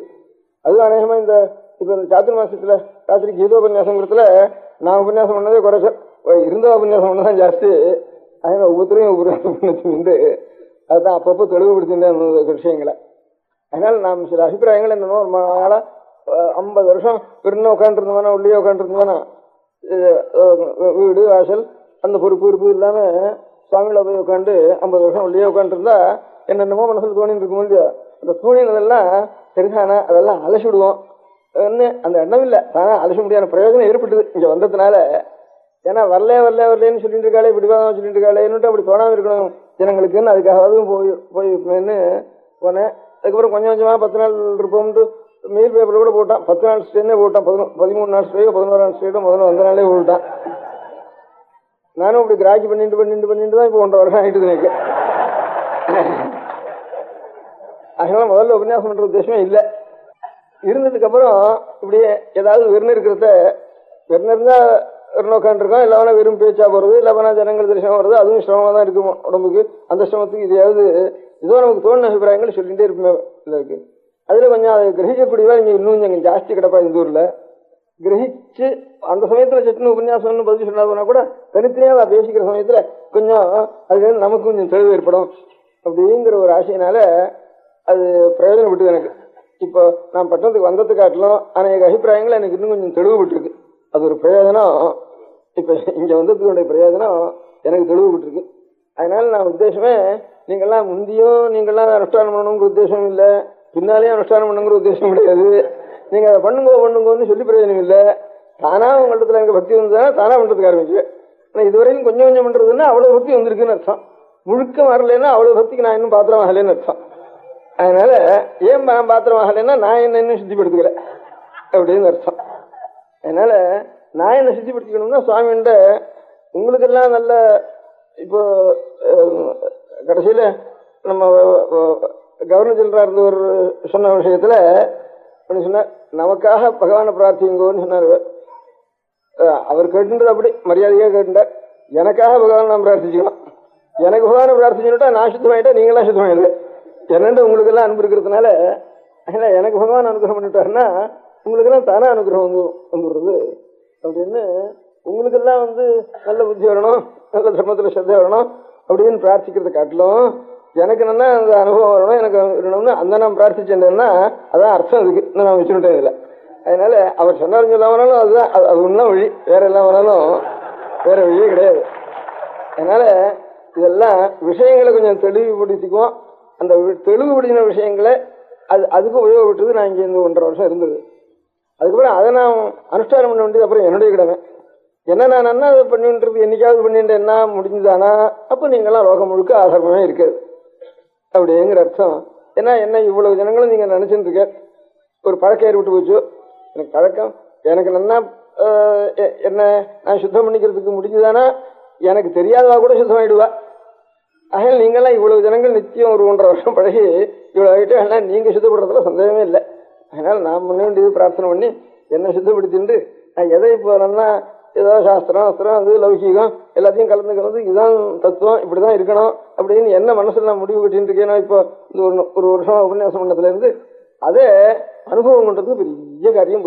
ஒரு சின்ன போட்டோ அட்ஜஸ்ட் பண்ணிக்கிறதுக்கே சிரமமா இருக்கு, ஒண்ணுக்கு ஒண்ணு அட்ஜஸ்ட் பண்ணிக்கிறதுங்கிறது. குடும்பத்தில் அட்ஜஸ்ட் பண்ணிக்கிறது எவ்வளவு சிரமமா இருக்கு, ஒவ்வொரு மனுஷனுடைய லைஃப் அட்ஜஸ்ட் பண்ணிக்கிறது எத்தனை சிரமமா இருக்கு.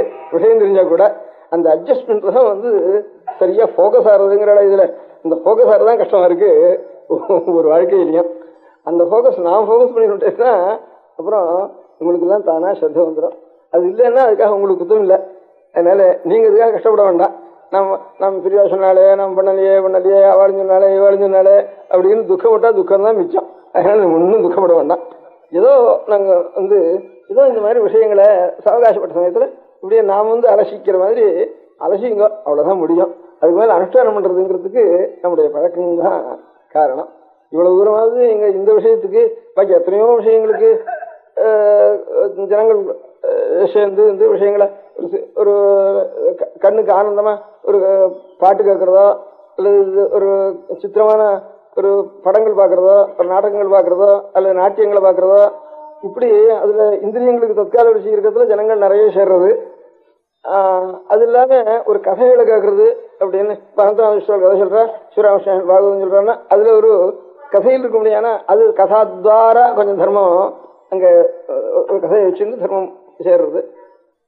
அப்படி அதுக்கு ஜனங்கள் சேர்றது. இல்லாமனா ஒரு பெரிய ராஜாங்க கட்சிகள் அநேக இதுகள் இருந்தானா அதுல ராஜாங்கத்திலேருந்து பெரிய மனுஷாலும் இருந்தாலும் சரி, ஜனங்களுடைய ஒரு கட்சி அபிமானத்தினாலும் சரி, அதையும் ஜனங்கள் சேர்றது. அது ஒன்றும் இல்லாம இந்த மாதிரி சத்விஷயங்களை ஏதோ கதையும் இல்லை, பாட்டும் இல்லை, கூத்தும் இல்லை, கட்சியும் இல்லை, ராஜாங்க சம்பந்தமும் இல்லை. இருந்தாலும் இந்த விஷயங்களை பத்தி நாம் அலசறதுக்காக எனக்கு நீங்கள்லாம் உபயோகப்பட்டு, அதனால நீங்கள்லாம் க்ஷேமமா இருங்க. அதுக்கு நீங்க உபயோகப்பட்ட பரியந்தம் முடிஞ்ச சமயத்துல அதை ஞாபகப்படுத்திங்க. அதான் ஞாபகப்படுத்தின்தான் ஊறும். இந்த வேதத்திலேயே சொல்லியிருக்கு, அஸ்வமேத யாகத்தை பத்தி சொல்றப்போ இந்த அஸ்வமேதத்தை எவன் மொத்தம் பண்றானோ அவன் பெரிய மகாபாபங்களை எல்லாம் தாண்டி விடுறான். இந்த அஸ்வமேதங்களை பண்றது மாத்திரம் இல்லை, இந்த அஸ்வமேத பிரகாரம் என்னதுன்னு தெரிஞ்சுக்கிட்டு இருக்கானே அவனும் இந்த மாதிரி பெரிய பிரம்மஹத்தியெல்லாம் தாண்டி விடுறான்னு அந்த மனசுல ஒரு தரம். இப்ப நான் அவங்களெல்லாம் வச்சுட்டு 1.5 வருஷம் அநேக விஷயங்களை சர்ச்சை பண்ணி அலசி எனக்கு ஒரு தெளிவுபடுத்தினேன்னு சொன்னேனே, அந்த மாதிரி அநேகம் பேர் தெரிஞ்சவாளும் இங்கே சேர்ந்து இருக்கிறதுனால நான் தெளிவுபடுத்தினேன். அந்த மாதிரி நீங்களும் அதே மாதிரி அது ஒண்ணு மாதிரி இதெல்லாம் நாம் என்னவா இருக்கணும், நாம் இருக்கிறது எப்படி அப்படிங்கிறத மனசுல மாத்திரம் சாவகாசம் இருக்கிற சமயத்துல ஆலோசி பார்த்துங்க, அவ்வளவுதான். அதுக்கப்புறம் அனுஷ்டானம் பண்ணுங்க, அனுஷ்டானம் பண்ணாதனால பாவம் இல்ல நமக்கு நன்றி இல்லாத நீங்க அப்படின்னு சொல்றதெல்லாம் தப்புன்னு என்ன அபிப்பிராயம். ஒன்னு சொல்லணுமானா இது நான் சொல்றேன். அந்த மாதிரி நம்முடைய வாழ்க்கை இப்படி இருக்க, எப்படி இருக்கணும், அதுக்கு எவ்வளவு தூரம் வித்தியாசம் இருக்கு, நம்மளால எவ்வளவுதான் முடியுமா முடியாதா, இல்ல முடியாதவனா அதுதான் நல்லது அப்படிங்கறதையாவது மனசுல நினைச்சுட்டா போறோம்ங்கிறதுதான் என் அபிப்பிராயம். உங்களை அனுஷ்டானத்தை மாத்துறதுங்கிறது பெரிய காரியம். இப்ப நானே என்னோட அனுஷ்டானத்துல மாற்ற முடியலன்னா அப்புறம் என்ன நம்பிட்டு இருக்கிறவ நீங்க நான் பண்ணிட்டுதான் உங்களை இது பண்ணணும். ஸ்வயந்தரிதோட்சமா கசமசவு பராந்தாரியத்துன்னு சாஸ்திரம் இருக்கு. அதனால ஏதான பெரிய மதாச்சாரியாலாம் ஒரு மதங்களை புரட்சி பண்ணி பெரிய அநேக ஜனங்களை ஒரு காலத்துல பெரிய சாந்தாளாயும் இந்தாளையும் அநேக பேர் இப்போ அந்த காலத்துல ஒரு மத ஸ்தாபகால் பண்ணினான்னு சொன்னா அது காரணம் அவள் அதே மாதிரி அனுஷ்டிச்சுட்டு இருந்தா அதே மாதிரி தன்னுடைய வாழ்க்கையே அந்த மாதிரி சீர்படுத்தி சரிப்படுத்திக்க முடியாது சக்தி அவளுக்கு இருந்தது. அதனாலதான் லோகம் முழுக்க ஒரு மதஸ்தாபனமானது அப்படியாச்சு.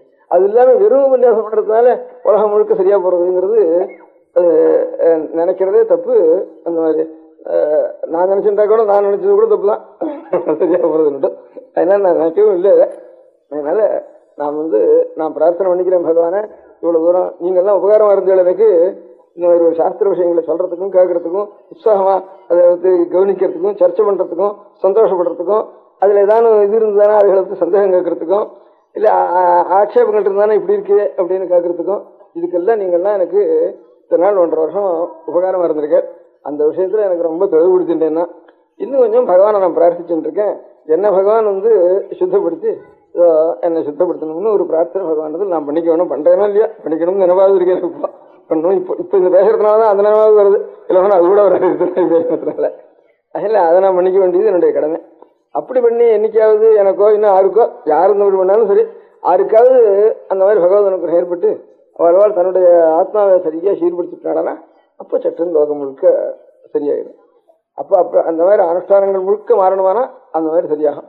அப்படி மாறலன்னா புத்தினாலேயாவது அப்பப்போ ஆலோசிச்சுட்டு கொஞ்சம் நாம் தெளிவுபடுத்திட்டு இருந்தா இது நல்லது அப்படிங்கிற எண்ணமாவது இருந்தானா அதுவே நமக்கு க்ஷேமத்தை உண்டு பண்ணும் அப்படின்னு. புத்தினாலேயாவது இது நல்லது, நாம் இருக்கிறது நம்மளால முடியல, அதனால கொஞ்சம் முடிஞ்ச வரைக்கும் ஏதாவது எப்போ முடிகிறதோ அப்போ பூர்த்தி ஆகட்டும் அப்படிங்கிற எண்ணமாவது இருந்து இருக்கிறது தான் ரொம்ப சந்தோஷம் எனக்கு. அதனால இப்போ இதனால நாம் எல்லாரும் பெரியவாசனத்தை அனுஷ்டானம் பண்ணணும்னு நாம் பகவானிடத்துல சொல்லணும். தவிர எல்லாரும் அனுஷ்டானம் பண்ணல, நான் அனுஷ்டானம் பண்ணணும்னு பகவான் சொன்னா தானா அனுஷ்டானம் லோகத்துல இந்த அர்த்தம். அந்த மாதிரி எங்க காரியம் அது நான் பாத்துக்கிறேன்னா பாத்துக்கலையா எங்க காரியம் அது. உங்க காரியம் இந்த மாதிரி மனசுல இந்த மாதிரி அப்பப்போ எது நாம எப்படி இருக்கோம், இன்னும் எப்படி இருக்கணும், அதுக்கு வித்தியாசம் என்ன, சரி நம்மளால முடியாமலும் அதுதான் நல்லது அப்படிங்கிற எண்ணமாவது உங்களுக்கு இருந்துட்டு இருக்கிறது பெரிய க்ஷேமம் அப்படின்ட்டு சொல்றது. எல்லாரும் இவ்வளவு ஜனங்களுடைய ஒரு பழக்கம் வழக்கம் வந்ததுனால எனக்கு வேற பொழுதுபோக்கு இல்லாம இந்த நல்ல பொழுதுபோக்காச்சு இந்த ஒரு வருஷம் 1.5 வருஷம் நித்தியம் ராத்திரி 2 மணி 3 மணி இதுல இருந்து நல்ல பொழுதுபோக்காச்சு.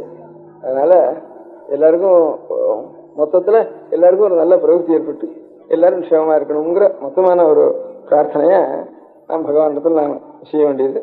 எனக்கு ஏதாவது உங்களுக்கெல்லாம் அனுகிரகம் பண்ண சக்தி பகவான் கொடுத்தாருன்னா அந்த அனுகிரகம் பண்றேன் உங்களுக்கு. எப்போ நல்ல சித்தவருத்தியோட ஒரு குறவு இல்லாமல் இகலோகத்திலையும் ஒரு ஈதிபாசம் இல்லாமல் க்ஷேமமா இருந்துட்டு நம்முடைய சந்ததிகளும் நல்ல வழியில் வரும்படியாக ஒரு எண்ணம் ஒன்றும் மனசுல இருந்துட்டு இருக்கணும். அது அனுஷ்டானத்துல தானா வருது, ஈஸ்வரனுடைய அனுகிரகத்தினால தானா சுயமா அப்படின்னுட்டு அதுதான் உங்களிடத்துல சொல்லணும்ட்டு. அதனால இனிமேல் உபன்யாசம் பண்றவா இனிமேல் எப்போ உபன்யாசம் பண்ணாலும் பெரியாசனத்துல கொஞ்சமாவது நாம் அனுஷ்டானம் பண்ணணும் அப்படின்னு ரொம்ப குறைவா இருக்குங்கிற வார்த்தை கூடாது அப்படின்ற அர்த்தம். எல்லாரும் லோகாசனஸ்தா சுகினோகத்துங்கிற ஒரு எண்ணம் இருக்கு, அந்த எண்ணம் தான் நம்மளால முடியும். அதுக்கு மேல முடிகிறதுங்கிறது வெறும் பிறகுதான் பேச்சுதான். அது அந்த எண்ணமாவது நமக்கு இருந்துன்னு இருக்கட்டும், அந்த எண்ணத்தையாவது நாங்கள் இருந்து நம்ம சிவமா இருப்போம் அப்படிங்கிறதான். நான் உங்களுக்கு இதுல ஒரு தப்பு இருக்கு, இத்தனை சொன்னதுல ஒரு தப்பு இருக்குன்னு சொன்னேன். அந்த தப்பு அவ சொன்னதுல உங்களுக்காக நான் பிரார்த்திக்கிறதுன்னு சொன்னது இல்லை, எனக்காக நான் பிரார்த்திச்சோம்னா உங்களுக்காக அப்புறம் எல்லாரும் சேர்த்து நீங்க வேற நான் வேற இல்லை, எல்லாரும் சேர்ந்துதான் நான் எனக்கு பிரார்த்திச்சுட்டா உங்களுக்கு எல்லாம் பிரார்த்திச்சு பண்ண மாதிரி எல்லாம் அபேத புத்தியோட பிரார்த்திச்சுக்குவேன். நம பார்வதி பதயே. பெரியவா சரணம்.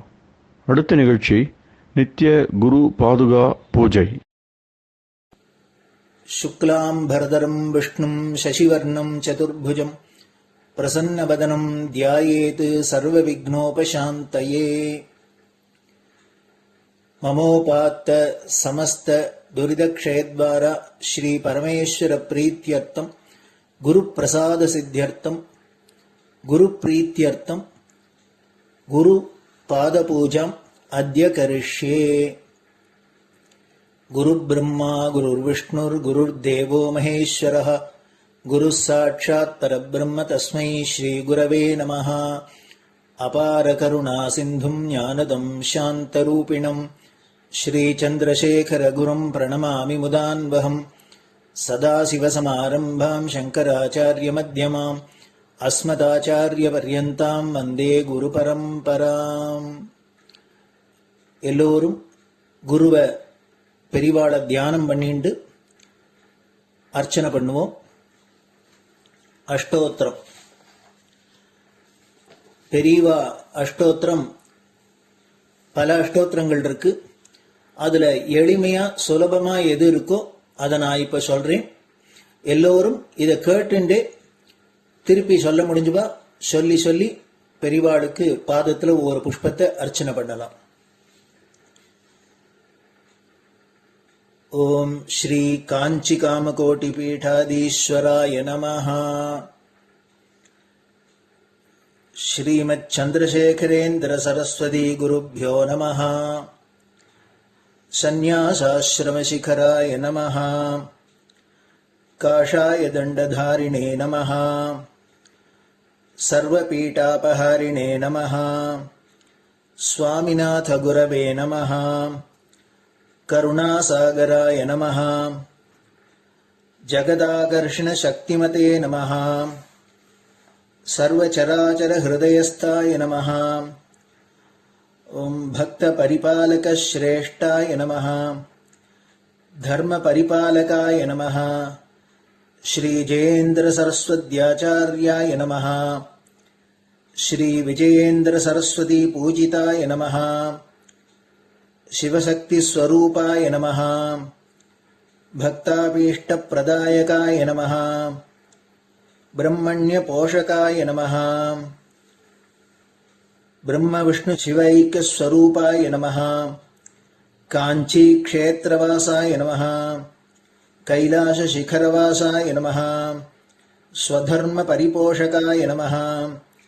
चातुर्वर्णसंरक्षकाय नमः। लोकरक्षणसङ्कल्पाय नमः। ॐ ब्रह्मनिष्ठापराय नमः। सर्वपापहराय नमः। धर्मरक्षकसन्तुष्टाय नमः। भक्तार्पितधनस्वीकर्त्रे नमः। सर्वोपनिषत्सारज्ञाय नमः। सर्वशास्त्रगम्याय नमः। सर्वलोकपितामहाय नमः। भक्ताभीष्टप्रदायकाय नमः। ब्रह्मण्यपोषकाय नमः। नानाविधपुष्पार्चितपताय नमः। रुद्राक्षक्रीडधारिणे नमः। भस्मोद्दोलितविग्रहाय नमः। सर्वज्ञाय नमः। सर्वचराचरव्यापकाय नमः।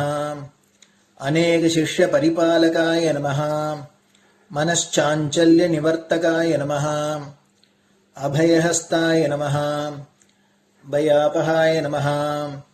यज्ञपुरुषाय नमः। यज्ञानुष्ठानरुचिप्रदाय नमः। यज्ञसम्पन्नाय नमः।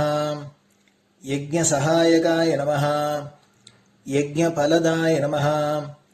यज्ञप्रियाय नमः। उपमानरहिताय नमः। स्फटिकतुलसीरुद्राक्षहारधारिणे नमः।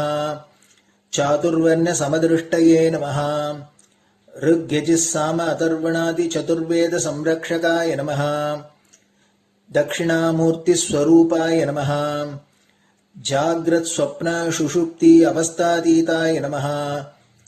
कोटिसूर्यतुल्यतेजोमे शरीराय नमः। साधुसङ्गसंरक्षकाय नमः। अश्वगजगोपूजानिर्वर्तकाय नमः। गुरुपादुकपूजातुरन्तराय नमः। कनकाभिषिक्ताय नमः। स्वर्णबिल्वदलपूजिताय नमः। सर्वजीवमोक्षदाय नमः। मूकवाक्ताननिपुणाय नमः। नेत्रदीक्षादानाय नमः। द्वादशलिङ्गस्थापकाय नमः। गानरसप्रियाय नमः। ब्रह्मज्ञानोपदेशकाय नमः। सकलकलासिद्धिताय नमः। चातुर्वर्ण्यपूजिताय नमः। अनेकभाषासम्भाषणकोविताय नमः। अष्टसिद्धिप्रदायकाय नमः। ॐ श्रीशारदामठसुस्थिताय नमः। नित्यान्नदानसुप्रीताय नमः। प्रार्थनामात्रसुलभाय नमः। पादयात्राप्रियाय नमः। नानाविधमतपण्डिताय नमः। श्रुतिस्मृतिपुराणज्ञाय नमः। देवयक्षकिन्नरकिंपुरुषपूज्याय नमः। श्रवणानन्दकरकीर्तये नमः। दर्शनानन्दाय नमः। अद्वैतानन्दभरिताय नमः।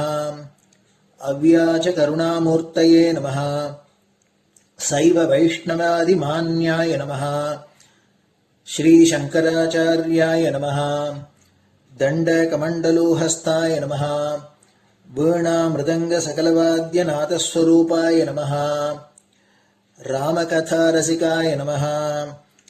वेदवेदाङ्ग आगमादिसकलकलासतस्प्रवर्तकाय नमः। हृदयगुहाशयाय नमः।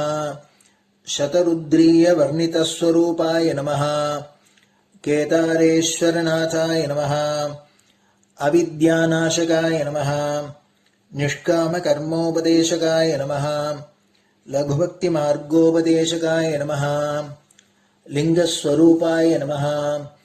सालग्रामसूक्ष्मस्वरूपाय नमः कालड्यां शङ्करकीर्तिस्तम्भनिर्माणकर्त्रे नमः जितेन्द्रियाय नमः शरणागतवत्सलाय नमः श्रीशैलशिखरवासाय नमः डमरुकनादविनोदाय नमः वृषभारूढाय नमः दुर्मतनाशकाय नमः आभिचारिकदोषहर्त्रे नमः मिताहाराय नमः मृत्युविमोचकशक्त्याय नमः श्रीचक्रार्चनतत्पराय नमः दासानुग्रहकारकाय नमः अनुराधानक्षत्रजाताय नमः सर्वलोकख्यातशीलाय नमः वेङ्कटेश्वरचरणपद्मषट्पदाय नमः श्री महात्रिपुरसुन्दरी समेत श्री चन्द्रमौलीश्वर पूजाप्रियाय नमः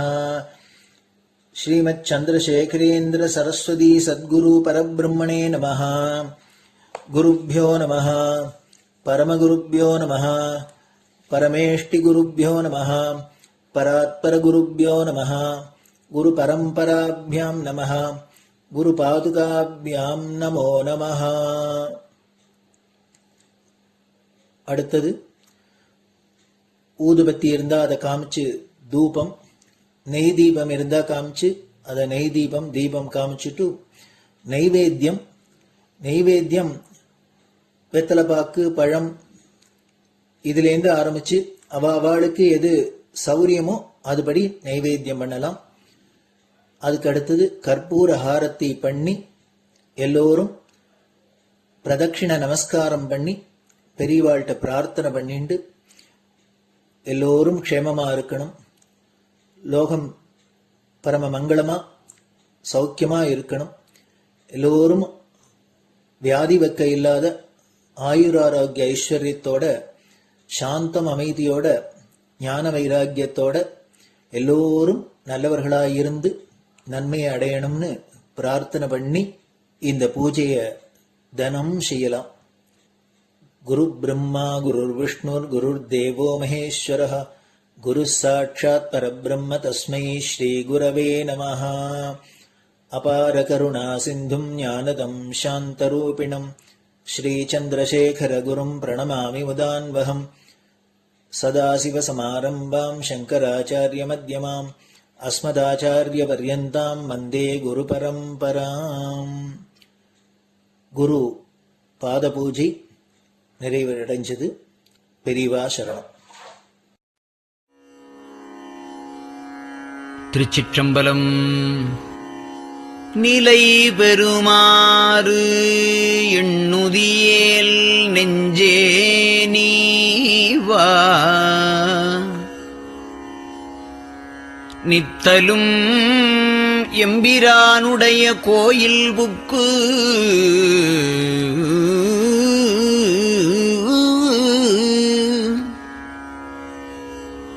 புலர்வதன் முன் அலகிட்டு மெழுக்குமிட்டு பூமாலை புனைந்து ஏத்தி புகழ்ந்து பாடி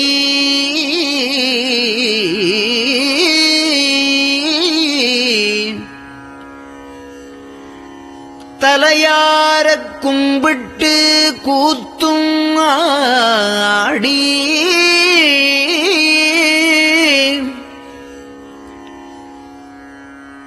சங்கரா ஜய போற்றி போற்றி என்றும்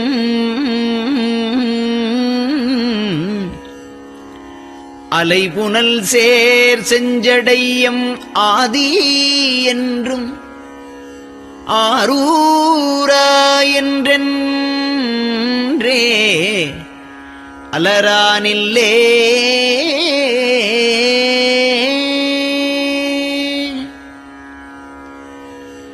தந்தது உந்தன்னை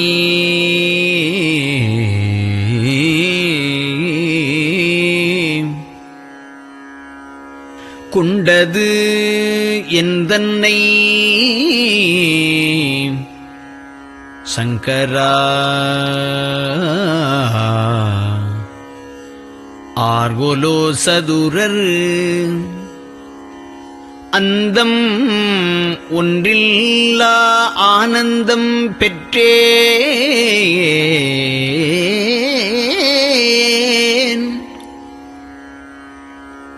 யாது நீ பெற்றது ஒன்று என்பால் சிந்தையே கோயில் கொண்டயம் பெருமான்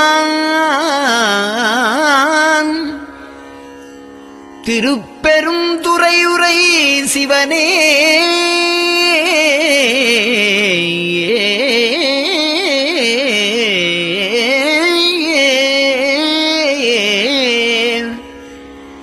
எந்த ஈசா உடல் இடம் கொண்டாய் யான் இதற்கு இலன் ஓர் கைமாறே.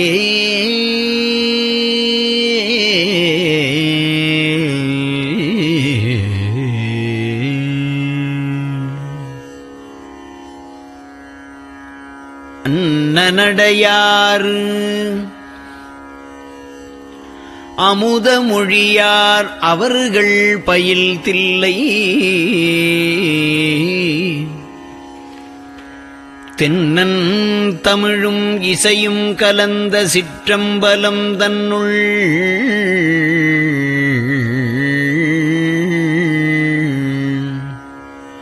பொன்னும் மணியும் நிறந்த தலத்து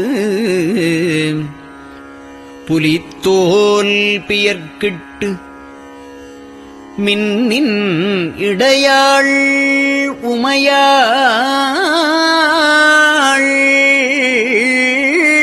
காண விகிதன்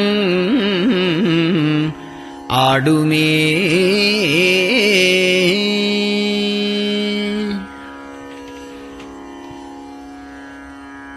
நெட்டையிலா உடல் நீத்து என்னை ஆண்ட நிகரிலா வண்ணங்களும்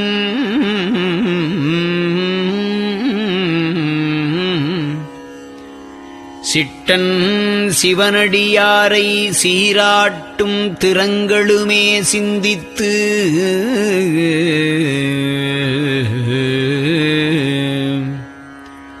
அட்டமூர்த்திக்கு என் அகம் நெகவூரும் அமிழ்தனுக்கு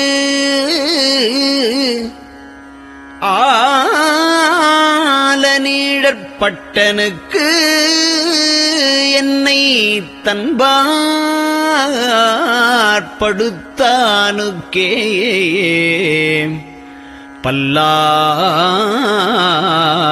பல்லாண்டு குருதுமே.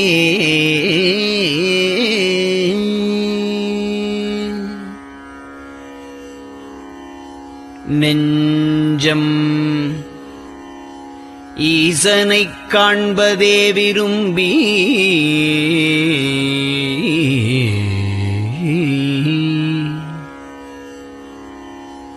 நிரந்தரம் திருவாக்கினில் நிகழ்வது அஞ்செழுத்துமே ஆக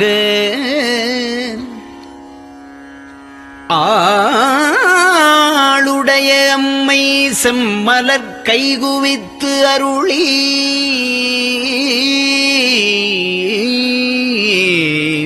தஞ்சமாகி அரும் தவம் புரிய தரிப்பரே.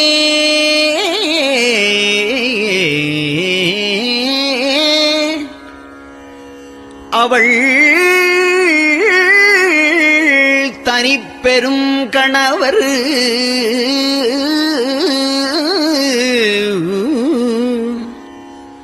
வஞ்சம் நீக்கிய மாவின் மூலத்து வந்து தோன்றினார் மலைமகள் காண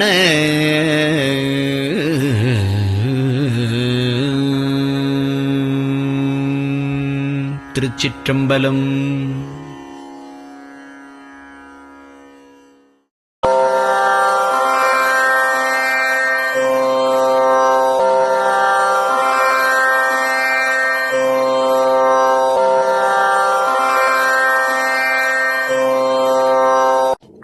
பெரியவா சரணம். பெரியவா வானொலியின் காலை நிகழ்ச்சிகள் இத்துடன் நிறைவடைகின்றன. எமது அடுத்த ஒளிபரப்பு இன்று மாலை இந்திய நேரப்படி 6 மணிக்கு துவங்கும். பெரியவா சரணம்.